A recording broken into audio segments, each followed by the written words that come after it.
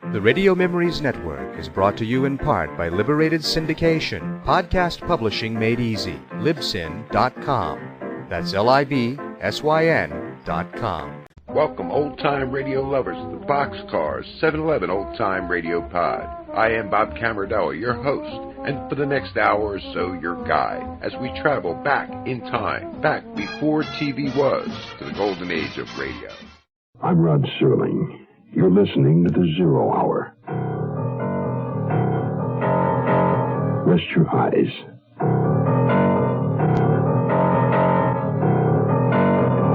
Exercise your imagination. This week, Bill S. Ballinger's sound portrait of an unlikely hero. The Heir Hunters. Starring Ken Berry, Joanne Worley,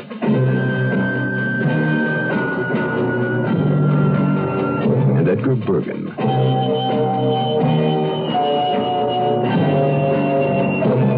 In Elliot Lewis's production of The Zero Hour.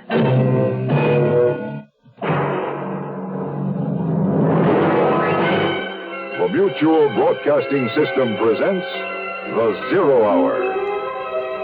Sponsored in part by Quaker State Motor Oil, State Farm Insurance, and the makers of V8 Juice.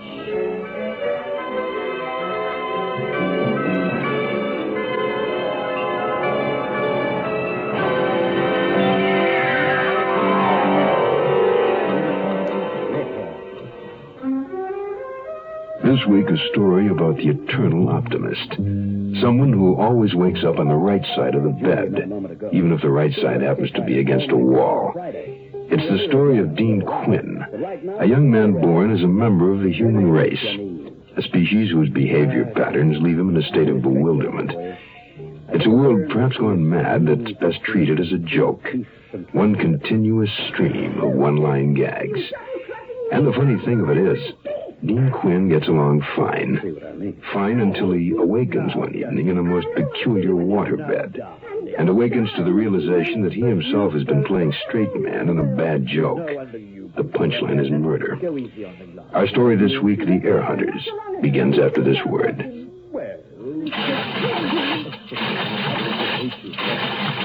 A man in business named Norm loudly blew up a giant storm from tax laws which hosed his business was closed.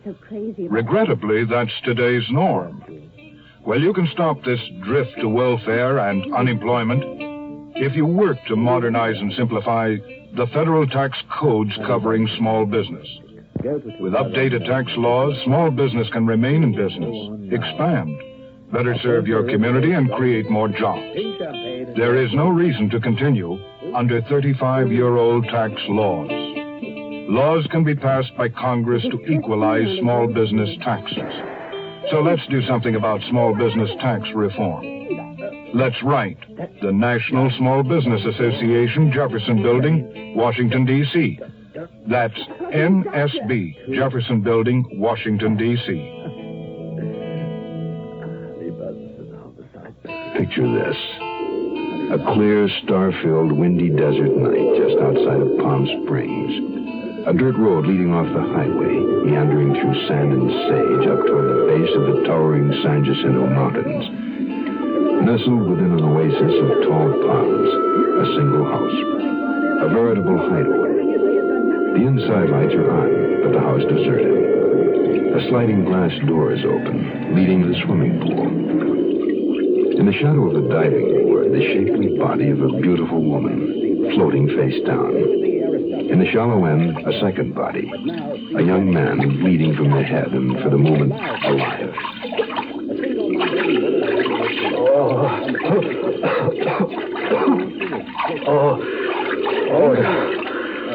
Where am I? What am I doing here? Ow. Oh, must have got zapped in the head. How did a nice young fella like me get into a spot like this? I mean, my God, she's dead. And I'm supposed to be. What happened? What started it? I was in New York, okay? And I got sick with pneumonia, right? And my friendly physician said, go west to the warmth, okay? So I leave the Big Apple, and I stick out my thumb, and I head for the land of sunshine and movie stars. I arrive with a grand total of $3.68 to my name. My name, Dean Quinn. Yeah, it's all coming back. Boy, oh, think. You needed money. The superb printing company in Hollywood is a box-like brick building hiding beneath a coat of peeling pink plaster. There was a sign in the window. Bill passer wanted. Well, I didn't know the first thing about passing bills, but I was willing to learn. I went in. It smelled exactly like a printing plant should. Ink, type cleaner, and hot metal. A fat guy was running around a small flatbed press, all hot and sweaty with ink smeared on his big horn-rimmed glasses. The press was churning out handbills printed on vivid green paper. The fat guy was looking over his Coke bottle lenses at me. Are you the boss? Yeah. Malum. Mr. Malum, my name's Dean Quinn. Not Malum. Malap. Malcolm Lap. Oh, sorry. It's sort of hard to hear in here.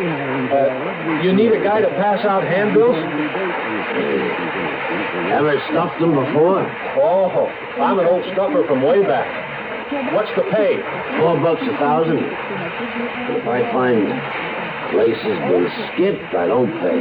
Well, I don't blame you. Hey, you got a bag? Like a newspaper carrier? No. Yeah, I'll rent you. $1 deposit. Now just step over here. Right here. See this wall map? Yeah. Along here. You see it? This is your area. I was really hustling. Didn't even have a place to stay, and I already had a job. It takes a gross amount of walking to stuff a lousy 1,000 handbills. I just about finished the last of my supply when I came to a dingy little bungalow court called the El Cairo. Nothing Egyptian about it. It just might have been built about the same time as the pyramids. I padded right into the courtyard, surrounded on three sides by grimy, white-frame bungalows. Cracked walls, brown walks, dead bushes, and a bird bath no self-respecting sparrow would use. I stuffed, crammed, and pushed a bill into every tiny mailbox on each of the little stoops. On the door of the last bungalow was a card which said, manager. I had just left one of my green specials and started for the street when I heard her. Wait a minute. Well, who, me? Are you talking to me, lady? Come here, I want to talk to you. I just stood there for a minute with a big, stupid grin on my face staring at this girl. And I mean a big girl. 6'1" in her stocking feet. And she was barefooted. I don't mean fat. I mean she's just big. Big all over, but in proportion. Nice features, just larger than life. And really neato kind of red hair she was wearing up, but it kept falling down. And very nice legs, great gams, and displaying outstanding size up top. She was pretty, about my age too, but I had the feeling she needed a man more like something off Mount Rushmore. Hello, girl. You can't be making much passing these things out. Slowly, but honest. Better than selling violets or making charcoal. Well, how'd you like to make a few extra dollars? Dollars? I presume they're a form of currency unknown to me at the present time. Got a minute? Come inside.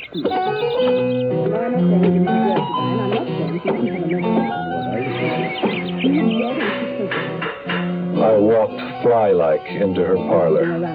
The room was something straight out of a mail-order catalog, a dream of stained furniture, part wood and part plastic.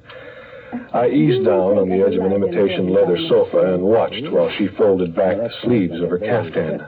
I'm Miss Temple. Formally, I'm Mr. Quinn. I own El Cairo Court. Oh, that's nice. Well, my father left it to me when he died, nearly 3 years ago. You know, it's too much for a woman to handle alone, plumbing and patching up things, nailing stuff together, listening to the tenants complain. You said something about me making money? Oh, yes. Number 9 bungalow. It's been closed for 2 years, and it's filled with trash and junk. It has to be cleaned up and stuff thrown out. I don't have a rubbish disposal service. And I don't have a car. Could you borrow one? I doubt it. Well, do you have a driver's license? From New York. I have a car you could use. Oh, of course, I couldn't pay you very much.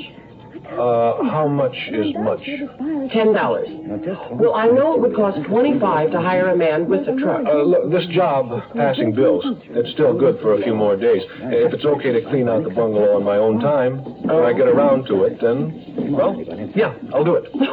Good. On one condition. Well, if there's anything worth selling, you can have it. No, sell it yourself and keep the money. It sounds good, but I'll have to stay in number 9 until I get it cleaned out. It's too far between my hotel and the printing company and here to get around.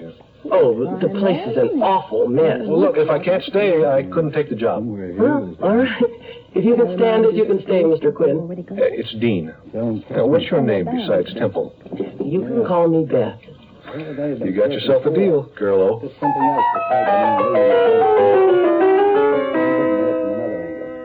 Looking for another suspect. Morning, Mr. Thompson. Sure is cold this morning. Cold? It must be 94 in the shade. I mean, it's cold inside your car's engine. Why didn't you say so? You didn't ask. Well, just tell me how my engine can be cold on a sweltering day. Glad you asked. When you start a car first thing in the morning, your engine is cold. Well, that's true, but so what? A cold engine does a bad job of burning gas. It can make soot, dirt, and acids form in your motor oil, and they can sure damage an engine. What can I do about it? Glad you asked. Instead of asking for my cheapest oil, you can start using a quality motor oil, Quaker State. Nothing finer than Quaker State. It's made scientific to neutralize acids and to hold solids suspended, so they don't gouge out your engine. Well, thanks for telling me, Caleb. Down a quart, Mr. Thompson. Quaker State? Well, yes. Why didn't you give me Quaker State before? You didn't ask. Quaker State your car. Keep it running young. I finished delivering the handbills, then made it up to Griffith Park and got my knapsack out from under the water pipe where I left it. Back at El Cairo Court, Bungalow 9, the heavy work began. Man, you never flashed anything like it. A solid layer of dust over everything. Old cartons, dozens of them. And stacks all the way to the ceiling of newspapers and magazines and paper bags, all kinds of junk you wouldn't believe. All of it worthless. I brought you some fresh sheets and pillowcases. Oh, thanks. Who was living here? A tribe of Turkoman sheep herders? An old man, Edgar Rhine. He died. He sure didn't take it with him. Did anyone ever go through this stuff before? Oh, I guess so. Well, after Mr. Rhine passed away 2 years ago, some man came out from the tax assessor's office. He looked through it and then went away. You didn't run away screaming? I've prepared my repast for the evening. You're welcome to join me. When I got over to her bungalow, supper was ready and waiting. The table was set for 2. Meat and potatoes, my kind of repast. I could tell she was taking a shine to me. I don't want to brag, but I just have a way with women. Up close, she was better looking than I thought. About a half-size model would have been perfect. Did you have enough to eat? Plenty. And it was plenty good, too, girl. It's all right to call me Beth. Yeah, I know. Tell me about yourself, Dean. What's to tell? Where are you from? As of last week, New York. The Big Apple. Oh, New York. Once I hoped I could go to New York, try to get a job there. I dreamed of being a showgirl. You know, one of those big ones parading around in a gorgeous costume with feathers and sequins. Why didn't you? I didn't have the money. Besides, I didn't have any talent. I can't sing or dance. Maybe not, but you're big enough. What? Oh, no, I mean, you've got the build for it. You're right. That's the trouble. I'm just too damn big. Men don't like women as big as I am. Terrible thing is, I'm still a woman, but they think I'm a freak or something. Let's not talk about it. Okay. Let's talk about old Edgar Rhine. If he's been dead for 2 years, how come you haven't cleaned out number 9 before? Well, a couple of years before my father died, Dad needed money pretty bad, and Mr. Rhine offered to take a 5-year lease and pay the rent in advance at a 25% discount, so Dad took it. About a year after Dad, Mr. Rhine died, too. So I just locked up the place for the rest of the time. Sounds like Mr. Rhine had a lot of money. Not really. Oh, of course, he was a miser and saved everything. But all the county found was less than $5,000 in a bank book he had in his pocket when they took him to the hospital. How old was he? 75, maybe. He died from a stroke. Yes, the girl? Troy, just a minute, Inspector. There's a reason for this, believe me. One of them's a girl. Well, monsieur? Helen Smith. Used to do a lot of secretarial. Yeah. Inspector. All right. Yeah, all right already. I'm up. Okay, but I've got a hunch. I don't give a hoot Come now, Inspector. Oh, my back. What a mattress. That'll be enough from you. No wonder. Look at that lump. Oh, that'd be great if there was money in there. She spends a lot of time there.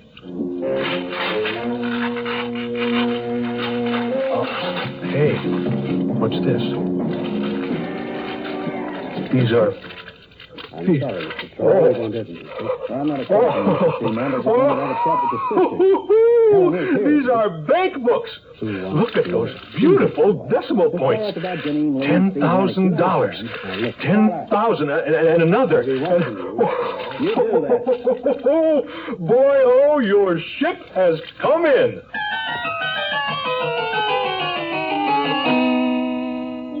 We're number one. We're the largest company, and you don't get to be the largest company unless you're doing a little extra for people. State Farm agent Bill Rich talks about car insurance value. You know that if a consumer feels State Farm is number one, it's got to be on two things, service and price. We only got there because we're as competitive as anyone and because we're there to serve.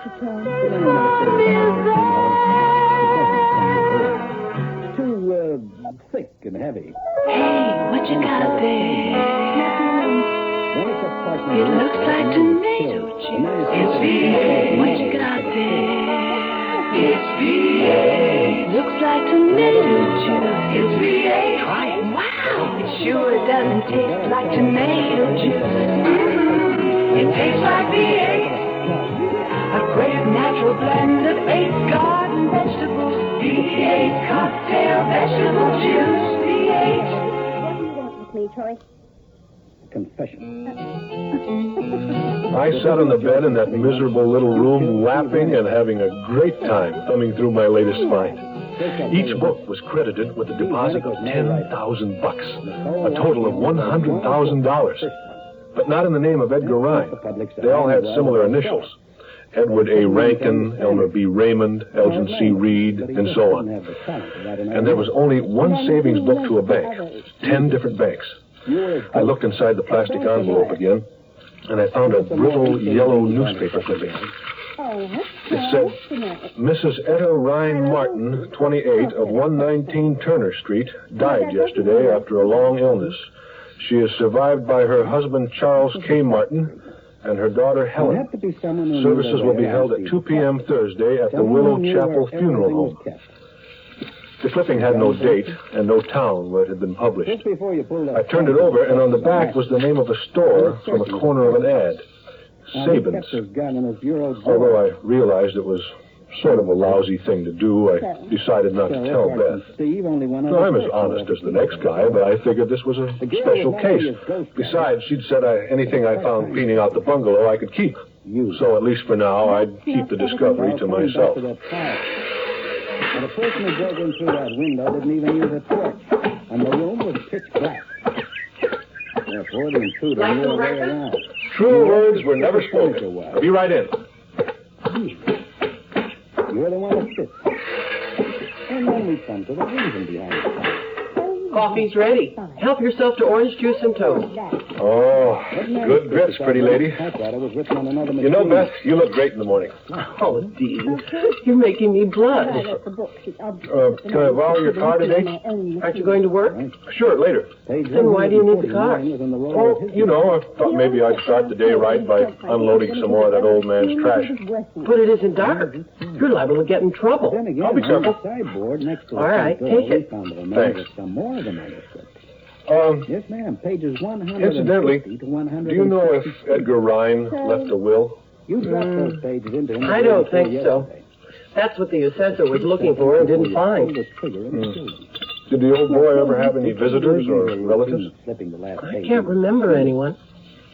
After he died, didn't anyone ever come to ask for him? Make any inquiries about him? Not that I know of. Seems to me you're asking an awful lot of questions about him. No, I'm just wondering. Thought maybe they wanted his clothes or stuff or something. Even so, you've been awfully interested for somebody who didn't know him. How does this fit? There's something else, Miss. Just to make it look good in case Beth was watching, I tossed a few bundles of magazines into the car. Old Man Ryan's golden geese were tucked securely in my inside coat pocket. My heart was beating against them. Then I took off for the superb printing company and my separation pay. I dumped the magazines in a big green bin out behind the brick building and went in. All delivered, kid? You bet. Here's my bag back. I won't need it anymore. It's too tough for you, huh? It's my feet. I wear orthopedic shoes. Can I have my money? Here. Don't spend it all in one place. Wait, this is only $2. Where's the rest? Well, first I have to see if you delivered them all. Come back in a few days and pick up your check. Oh, forget it. I won't need it anyway. Yes, I can, Steve. And I do it again. I converted the $2 to gasoline and drove Beth's old crate to Universal City. Besides the film studios and the tour, Universal City features a number of other businesses housed in a couple of office buildings. The one I wanted was Clarence J. Walden and Associates. Walden was famous for digging up missing heirs. He worked on a commission basis up to 40%. I figured since this was my first time, I'd work for less. It was a large office with half a dozen desks and secretaries. Walden himself had a private office. His personal secretary, a nice gal named Nora, showed me in. Walden was a nervous, fidgety, middle-aged man, slightly bald, and he wore glasses. There were rows of playing cards spread out on his desk. He played solitaire all through my introduction. See, Red King, if I could just free this pile. What can I do for you, Mr. Quinn? Mr. Walden, these are my credentials. Photostats, of course. I don't want you to think I'm some nut off the street. B.A., Free Law, University of Wisconsin. Honorable Discharge, U.S. Army, Fort Dix, New Jersey. Yes, Judge Advocate General's Corps, because of my slight legal background. I spent my hitch doing just, ordinary investigations. What's this student ID card? Columbia University. 1 year to go in law school. I had to drop out this semester, but I'll be back next year to graduate. Now, why I'm here? To make a claim of some kind. To find an heir. I happen to know of an estate worth $100,000 in cash. No one else even knows it exists. Not even the state. There are lots of rumors about lost estates. When we investigate, they don't pan out. Oh, this one will. I have proof. It's like I said, lots of rumors about estates. Oh, this one's no rumor. Well, it is until I see some proof. You know, I'll need a small stipend for my services. Say, $150 a week plus expenses and, 25% of whatever you get. Let's see, one Red King. Say, $100 a week? $75 a week, drawing account plus expenses for 1 year against your finder's fee. Take it or leave it. I'll take it. Smart nose, that's me. A wader inner where others more sensible would fear to tread. But not me. Not old Beans, no, sir. With me, it's just one death-defying idiocy after the other. And this time, I pushed to the limit.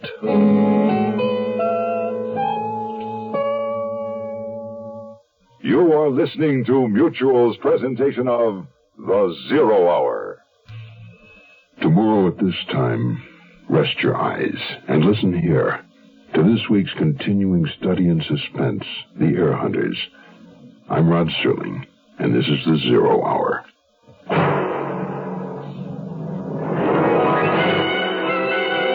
This episode brought to you in part by Quaker State Farm and V8.